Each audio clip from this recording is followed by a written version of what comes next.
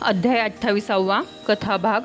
अश्वतर नागाने पुत्रांना सांगितले की आता त्यांनी काहीतरी निमित्त करून ऋतुध्वजाला घेऊन यावे। त्यानुसार त्याच्या विनंतीवरून राजपुत्र निघाला व ते गोमती नदीतीरे आले। पुढे रस्ताच नव्हता, तेव्हा तो शंकित झाला। तोपर्यंत त्याची समजूत अशी होती की ते कोणी तपस्वी पुत्र असावेत, पण आश्रम न दिसल्यामुळे तुम्ही खरे कोण आहात असे राजपुत्राने विचारले। आपण नागपुत्र असल्याचे सांगून ते त्याला पाताळात घेऊन गेले। मग नागराजाने त्याचे आदरातिथ्य करून पाहिजे तो वर मागण्यास सांगितले। विशेष काही न मागता संकोचामुळे तो गप्प राहिला। मग त्या दोघा पुत्रांनी मदालसेचे वृत्त सांगितले। नागराज म्हणाला की तो मायाशक्तीने मदालसेचे दर्शन लगेच घडविल। त्याप्रमाणे तो आत जाऊन मदालसेला घेऊन आला। तिला पाहताच राजपुत्र तिच्याकडे धावून जाऊ लागताच नागराजाने त्याला आवरला। नंतर विधीपूर्वक कन्यादान केले आणि दोघांचा विवाह करून दिला।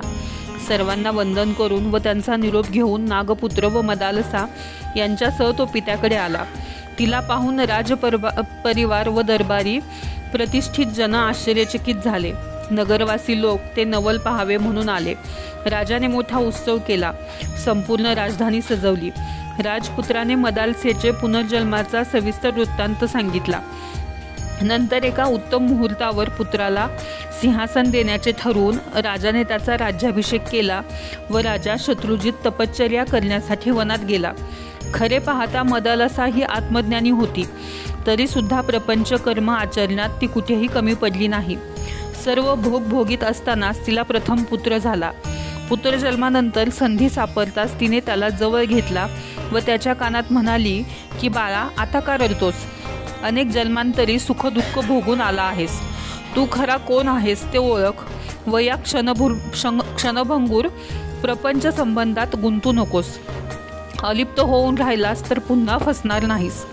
देहाच्या मोहात अडकू नकोस। देह प्रारब्धानुसार घडतो, वाढतो आणि मोडतो, पण देहाच्या आतला तू मात्र चिरंजीव आहेस हे विसरू नको। अशा प्रकारे ती मदालसा त्याच्या कानात सतत वैराग्य उपदेश करत राही।